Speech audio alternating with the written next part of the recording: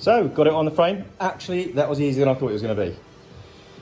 So, the trick is, if you've got a twin like this, V-twin like this, is that if you don't want to be taking the engine studs out, then if you have them split and you use this engine mount point here, and then you basically don't use this as the top. I was going to use this other one as the top. I've used the back, I think it's, from the looks of it, it's where the rear peg set goes onto, where the pegs bolt onto. I've got a nice little shorn off, oh, I didn't notice that. So, and that then puts it kind of at an angle, which means now these studs are this side of this, which means when I turn it, the whole thing will turn absolutely fine. Getting these things, I'll step away a little bit, getting the actual bars on, you have to remember that once you've got the straps on, you can't get the bar in. So even if you take it off that, because it's got a welded area here.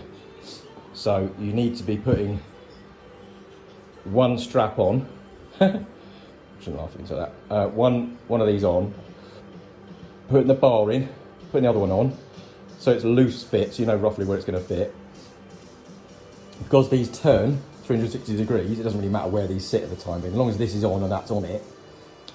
And then once you've got it in position on both sides, you've got, so the engine's strapped up basically how you want it, and these actual stands are sticking out at any angle. Get the engine roughly to the position you're going to want it, whether it's the right way up or not. Lay it flat. I couldn't video unfortunately, but lay it flat so these bars are on the floor. Then lay the whole engine frame next to it. Make sure it's the right length. Tighten it up. Tap them in. Tap the bars into the actual stands. Put the pins in and the split pins. And then literally, so the whole thing's laying flat on its side with the engine on it, all in the right place.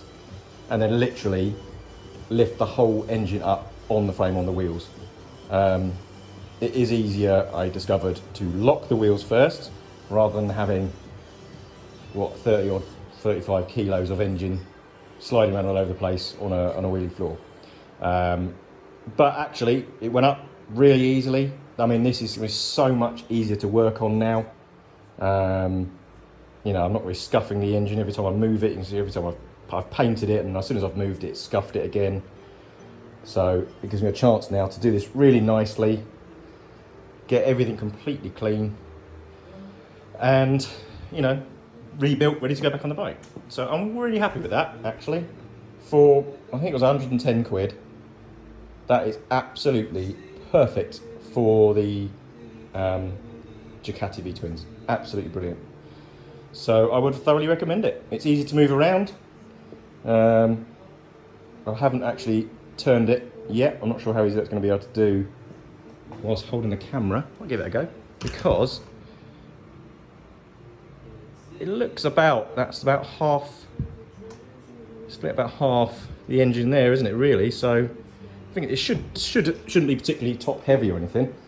So let's you pull the pin out like that. So that pin goes in, you pull the pin out, slides up and clicks out the way. So that one's now complete. That one's now completely loose. You undo the top one here, makes the whole engine movable now, and then you find a way of turning the whole engine without pinching your fingers or anything. There we go. That is dead easy, and you can have it at any angle. So if you're literally working on the engine and you want it flat like that, this is not so easy to do. Whilst I've got my thingies there, let the pin go, and there we go. So literally I can work on all the gasket areas where I've got a bit of overspray.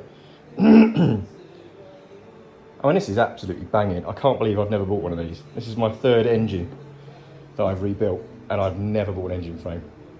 I feel ridiculously stupid. So if you're rebuilding an engine for 110 quid, buy one of these things. They're absolutely brilliant. It's a Sealey M something. Hang on. It's a MES02. 75 kg. So that would take a big engine. 75 kg engine rebuild stand, multi-cylinders. So yeah, because you can get little ones that hold single cylinders. But it's brilliant. So yeah, go out and buy one. I would. I did.